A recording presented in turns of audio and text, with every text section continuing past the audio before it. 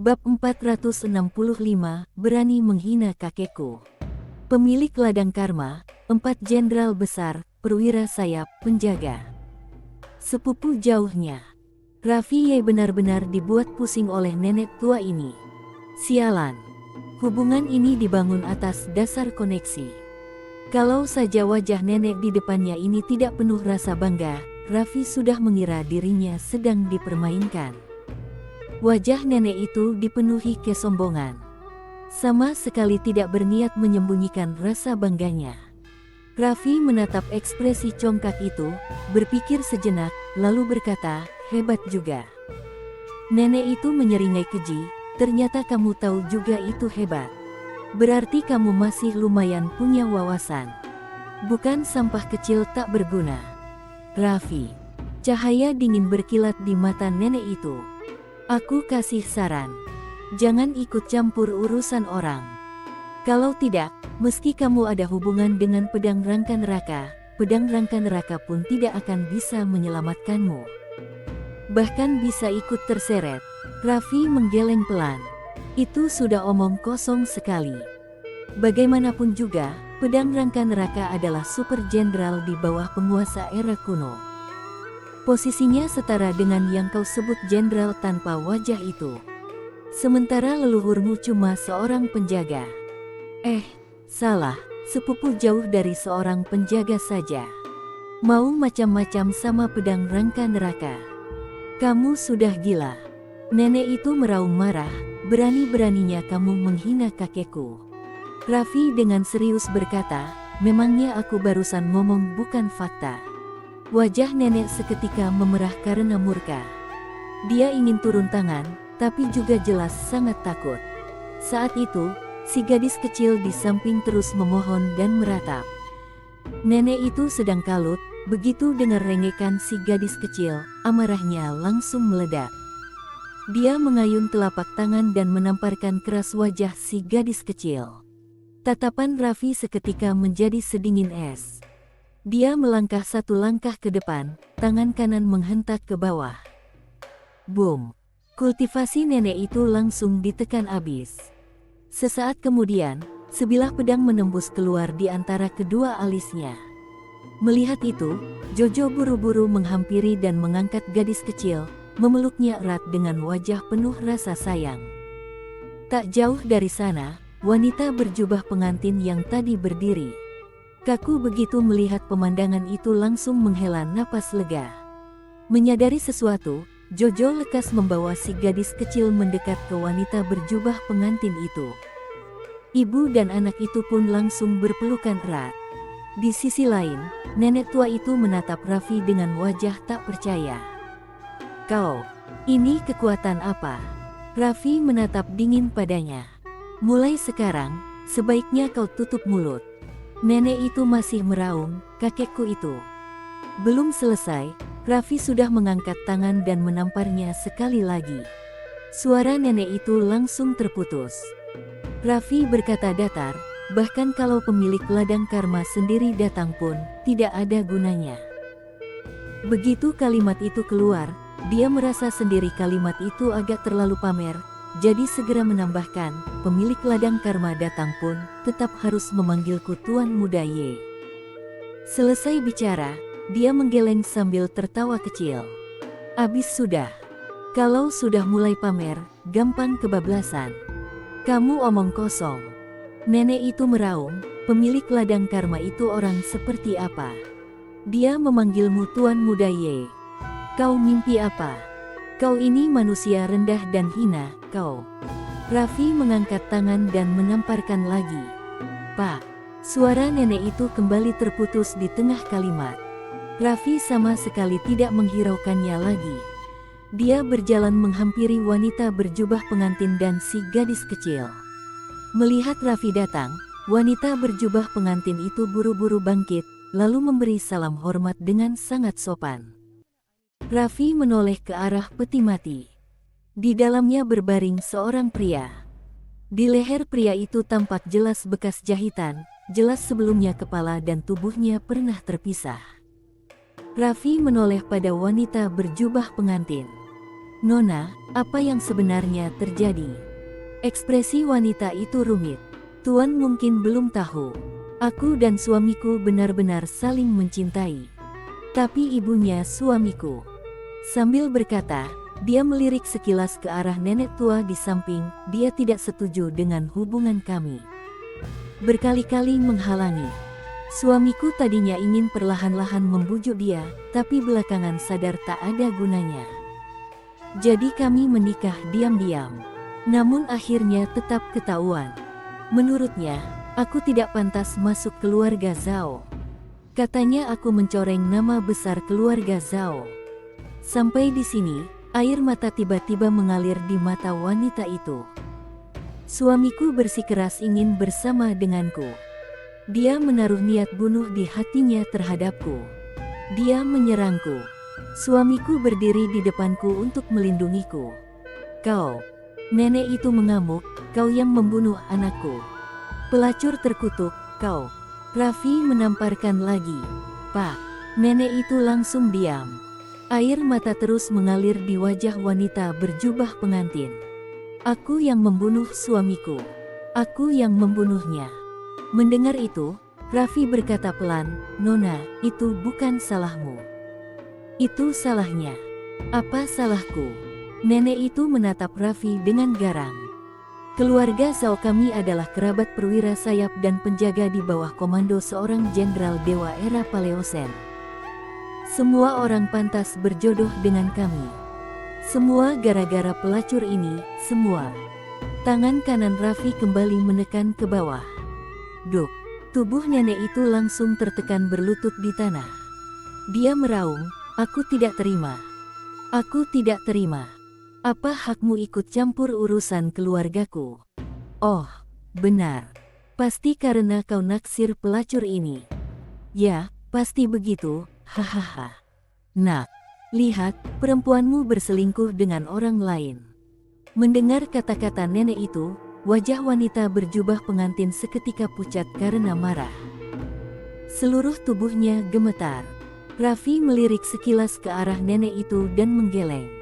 Dunia ini luas. Kelakuan aneh memang tidak ada habisnya. Selesai bicara, ia mengibaskan lengan. Sebilah cahaya pedang langsung menutup rapat mulut nenek itu. Wanita berjubah pengantin berbisik pelan, "Tuan, maaf. Sampai membuat Anda ikut dihina." Raffi menjawab santai, "Hal sepele." Sambil berkata, dia menatap si gadis kecil. "Dia cucu kandungnya." Wanita berjubah pengantin mengangguk. Jojo sontak marah. "Kalau cucu kandung, kenapa tega memperlakukannya begitu?" Wanita berjubah pengantin menggeleng. Menurutnya, "Aku dan putriku tidak pantas menjadi orang keluarga Zhao." Keterlaluan. Jojo benar-benar tak tahan, dia langsung berlari maju dan menendang nenek itu sekali.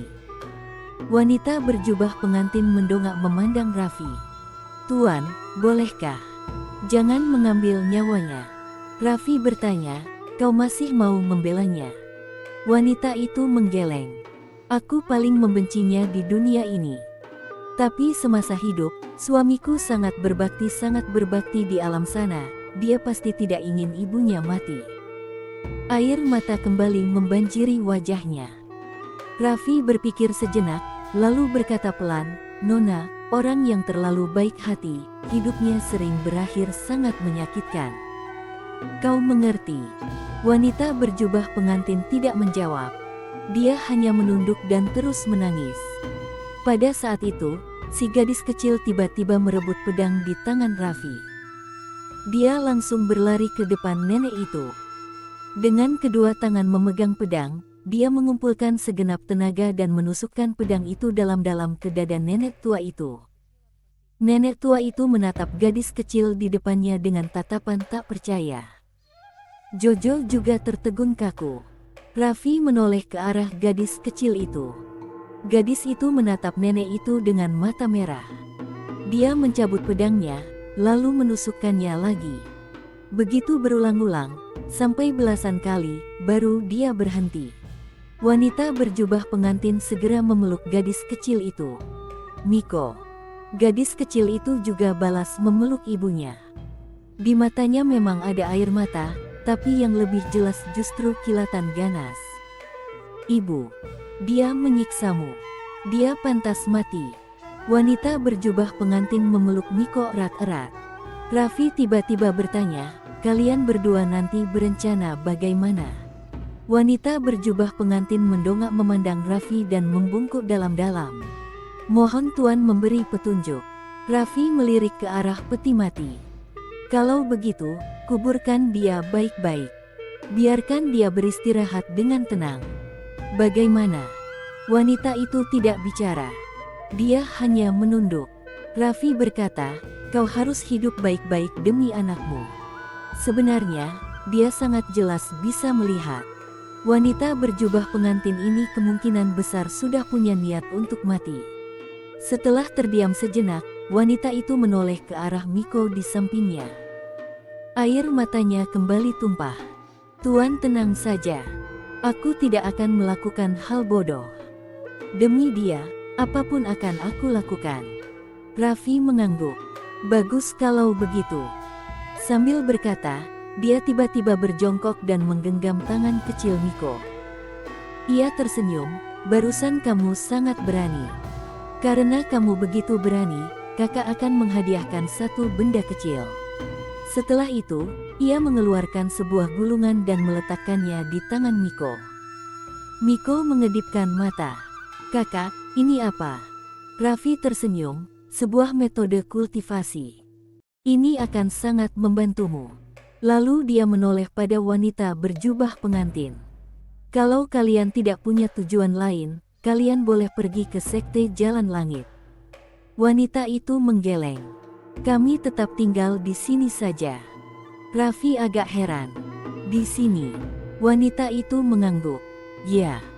Sambil berkata, dia menatap mayat nenek itu sekilas, lalu berkata, alasan dia tetap tinggal di sini, karena dia bilang, dari sisi era Paleosen sana, sepupu leluhur mereka akan mengirim orang untuk menjemputnya. Sekarang sudah memasuki zaman akhir Dharma. Kalau tidak bisa meninggalkan tempat ini, pada akhirnya juga akan sulit terhindar dari kematian. Karena itu, aku ingin tetap tinggal di sini bersama Miko dan menunggu. Raffi berpikir sejenak, lalu mengangguk. Kalau begitu juga boleh. Sambil berkata, dia menoleh ke Jojo. Ayo kita pergi. Jojo mengangguk. Baik. Saat keduanya hendak pergi, wanita berjubah pengantin tiba-tiba berkata, Tuan, apakah Anda hendak pergi ke ranah rahasia Bian Huang? Raffi mengangguk. Benar. Wanita itu berkata serius, Tuan, ranah rahasia Bian Huang ini ada kaitan dengan era Paleosen.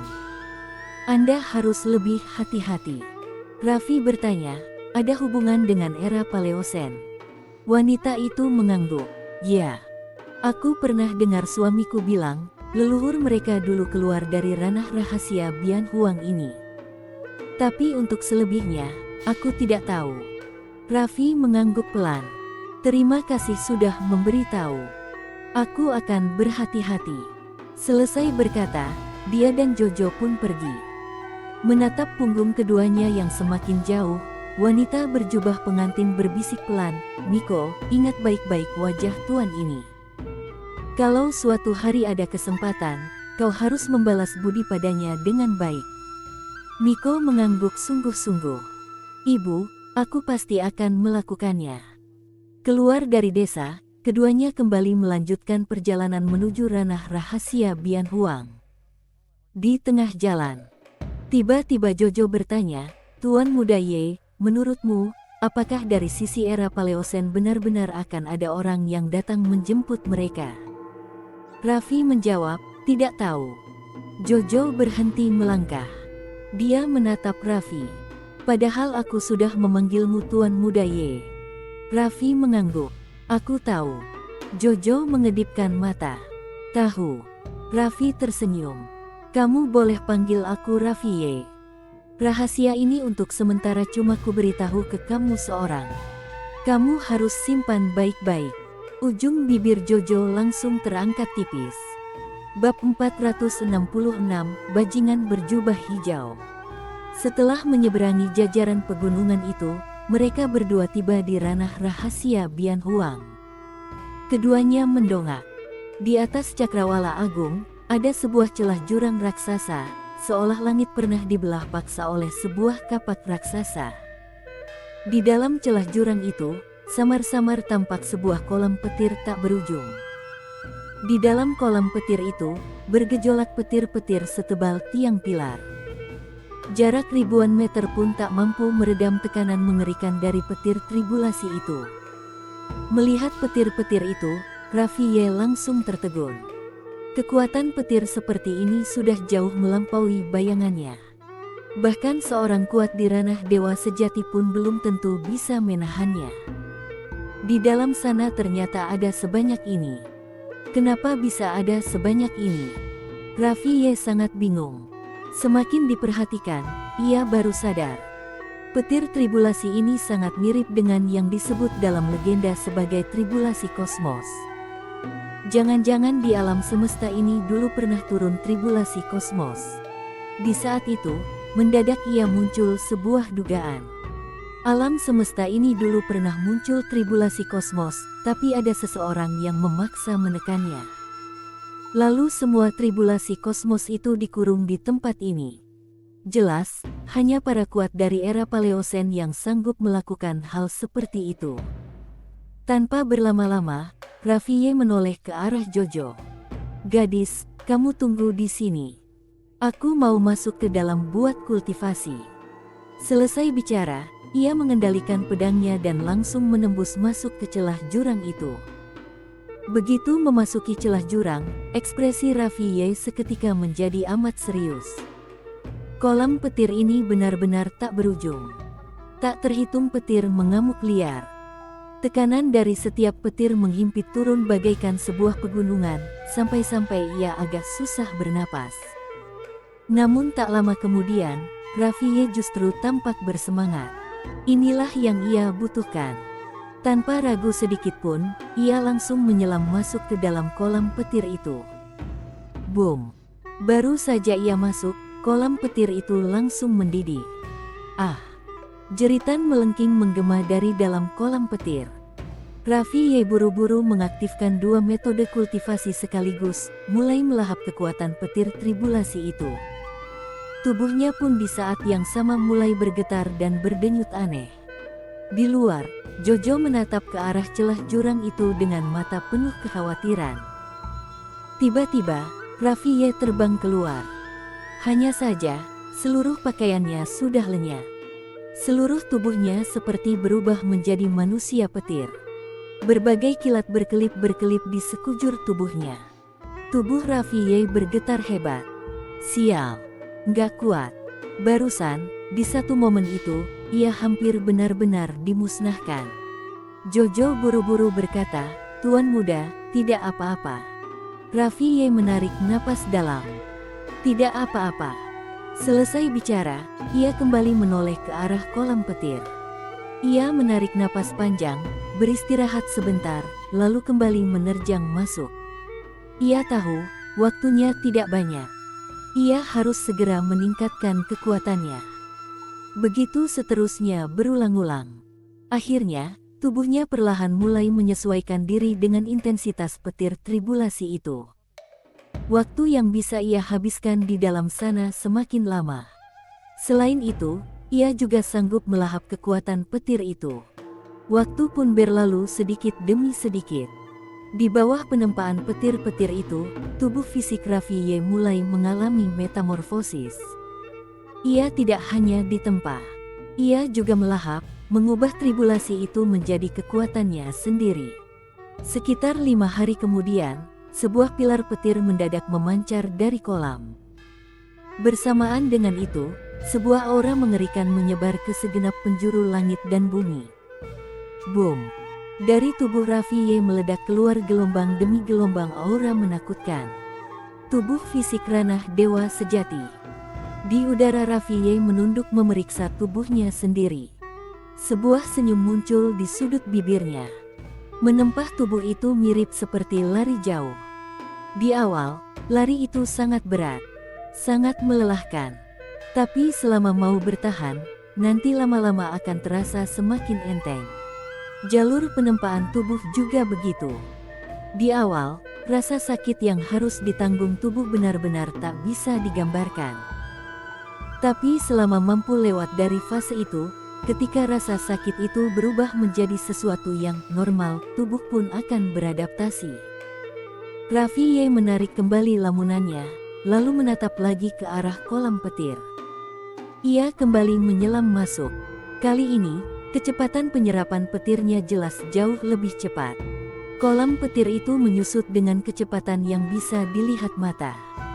Belum sampai setengah hari, seluruh kolam petir sudah ia lahap bersih. Setelah melahap semuanya, tubuh fisiknya menjadi jauh lebih menakutkan. Walau belum menembus ke tingkat berikutnya, sudah mencapai batas puncak dari ranah dewa sejati. Tiba-tiba Raffi Ye teringat sesuatu. Roh kecil, kalau membandingkan petir tribulasi ini dengan tribulasi semua makhluk yang dulu pernah kamu lihat, mana yang lebih kuat? Roh kecil menjawab, aku pernah melihat tribulasi kosmos di alam semesta Guanxuan. Tribulasi di sini sama sekali tidak bisa dibandingkan dengan tribulasi kosmos di alam semesta Guanxuan. Raffi Ye sedikit terkejut. Tidak bisa dibandingkan. Roh kecil berkata, iya. Tribulasi kosmos di sini. Bagaimana bilangnya ya, pokoknya agak lemah. Tidak seperti tribulasi kosmos yang sesungguhnya. Ah, tidak aku ingat sekarang tribulasi kosmos di alam semesta Guanxuan dulu pernah ditekan berkali-kali, terus-menerus ditindas. Setiap kali ditekan, kekuatannya meningkat berkali lipat. Sedangkan tribulasi di sini jelas baru pernah ditekan satu kali. Ditekan. Raffi Ye bergumam pelan. Roh kecil berkata, benar. Dulu yang melakukannya itu Fanjai. Yang belakangan berubah jadi Kak Irene. Jadi tribulasi kosmos bisa terus-menerus ditekan. Raffi Ye bergumam. Bisa, jawab roh kecil, tapi orang biasa tidak bakal punya kemampuan seperti itu. Raffi Ye mengangguk, lalu menunduk memandang tubuhnya sendiri. Setelah mencapai ranah dewa sejati, tubuh fisiknya kini setidaknya 10 kali lebih kuat dari sebelumnya. Kalau sekarang ia berhadapan lagi dengan ahli pedang berjubah hijau, tubuhnya jelas sanggup menahan tebasan pedang pihak lawan. Tentu, ia juga paham. Saat ia meningkat, ahli pedang berjubah hijau itu pasti juga terus meningkat. Karena itu, ranah dewa sejati sama sekali tidak cukup. Ia harus jadi lebih kuat lagi. Sayang, tribulasi seperti ini benar-benar langka. Kalau bisa dapat beberapa kolam petir seperti ini lagi, tubuhnya pasti bisa naik ke satu tingkat yang lebih tinggi. Raffi Ye menghapus pikiran itu, lalu berbalik keluar. Begitu ia melangkah keluar, Jojo langsung berlari menghampirinya dengan wajah penuh cemas. Tuan muda, kamu akhirnya keluar juga. Raffi Ye tertawa. Sudah aman. Ayo, kita masuk lihat-lihat. Sambil berkata begitu, ia mengajak Jojo masuk lebih jauh ke dalam ranah rahasia. Setelah melewati area bekas kolam petir tadi, pemandangan pertama yang menyambut mereka adalah sebuah altar batu raksasa. Altar itu menggantung di antara langit dan bumi. Di tengah altar, penuh dengan simbol-simbol dan talisman aneh. Sekali lihat, Raffi Ye langsung tahu fungsi altar itu. Formasi teleportasi. Tidak diragukan lagi, ini pasti formasi teleportasi peninggalan era Paleosen. Di balik altar itu, berdiri sebuah aula besar yang megah dan berwibawa. Raffi Ye menyapu sekeliling dengan pandangan. Kesadarannya menyebar, namun tak lama kemudian alisnya mengernyit. Ia mendapati kesadarannya sama sekali tak bisa menyebar jauh. Di sekeliling seolah ada kekuatan penghalang misterius. Ia menatap sekeliling sebentar, lalu membawa Jojo ke depan aula besar itu. Pintu aula tertutup rapat. Di depan pintu, berdiri dua patung batu berwarna emas. Keduanya memegang kapak raksasa, memancarkan tekanan yang amat kuat.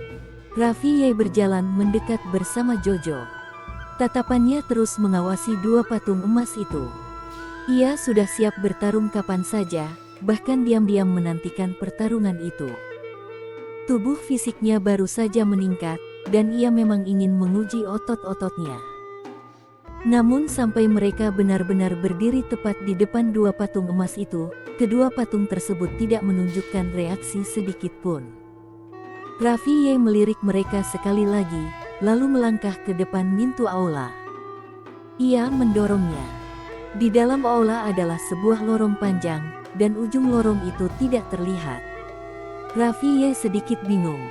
Ia dan Jojo masuk ke dalam lorong itu. Tak lama berjalan, Raffi Ye merasa ada yang janggal. Ia menyadari kalau ruang waktu di sekeliling sudah berubah. Waktu. Di sini, arus waktu mengalir mundur. Di sampingnya, Jojo sudah tidak sanggup menahan tekanan itu. Raffi Ye mengibaskan lengan bajunya. Sebuah cahaya pedang turun menyelimuti Jojo. Jalan pedangnya memang berhubungan dengan waktu. Jadi, aliran balik waktu di sini bagi Raffi hanyalah masalah kecil yang sepele. Jojo bertanya dengan nada terkejut, "Tuan muda, ini tempat apa?" Raffi Ye menggeleng, "Tidak tahu. Mari kita jalan sampai ujung, lihat saja." Jojo mengangguk, "Baik." Mereka berdua terus melangkah maju. Dalam perjalanan, di dinding-dinding cahaya di kedua sisi lorong, terus bermunculan cuplikan-cuplikan peradaban masa lalu. Semua itu adalah fragmen peradaban alam semesta di masa silam. Jojo menatap cahaya-cahaya itu dengan rasa ingin tahu. Sementara Raffi Ye sama sekali tidak tertarik. Ia justru mempercepat langkahnya. Kira-kira setelah berjalan 2 jam, barulah mereka melihat ujung lorong itu. Di ujung sana, ada sebuah cahaya putih. Begitu menembus cahaya putih itu, sebuah kediaman besar muncul di hadapan mereka. Melihat kediaman itu, wajah Raffi Ye langsung menggelap. Ternyata benar. Ini adalah alam semesta Guandi. Dan tempat ini adalah jalur yang menghubungkan keluar alam semesta Guandi. Ia sendiri tidak menyangka, tempat ini benar-benar sesuai dugaannya. Ternyata sungguh-sungguh adalah alam semesta Guandi yang selama ini hanya ada dalam legenda. Setelah terdiam sebentar, Raffi Ye mengajak Jojo hendak melangkah masuk. Namun tiba-tiba, entah karena merasakan sesuatu, ia langsung berhenti. Di detik berikutnya, pintu kediaman itu mendadak terbuka. Sebuah sosok terlempar keluar, lalu jatuh menghantam tanah dengan keras. Seketika itu juga, sosok itu menyemburkan beberapa semburan darah pekat. Orang itu adalah Harry Yang. Melihat Harry yang dipukuli sampai muntah darah, Raffi Ye langsung tertawa. "Aduh, kamu abis digebukin ya, Harry Yang." Raffi Ye benar-benar tidak menyangka bisa bertemu Harry Yang di sini. Lebih tidak menyangka lagi, orang ini ternyata baru saja digebukin. Dan kelihatannya, digebukinya juga lumayan parah. Meski merasa sikapnya ini agak tidak pantas, ia tetap saja tak bisa menahan rasa senang melihat penderitaan orang lain. Harry yang melirik sekilas ke arah Raffi Ye. Ia mengusap darah di sudut bibirnya, tidak berkata apa-apa. Raffi Ye tertawa, pukul-pukulan itu tidak akan menyelesaikan masalah di dunia seperti sekarang ini. Kadang-kadang kita tetap harus pakai logika dan bicara baik-baik. Sambil berkata begitu, ia menoleh ke Jojo. "Nona, kamu tunggu di sini." Selesai bicara, ia melangkah masuk ke dalam kediaman.